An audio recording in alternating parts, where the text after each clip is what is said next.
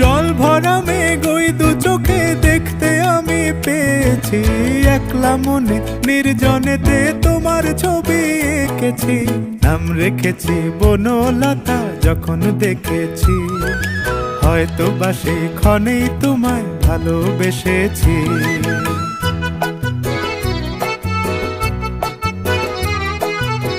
বনলতা কথা হয়ো না গো কুণ্ঠিতা, বনলতা কথা হয়ো না গো কুণ্ঠিতা।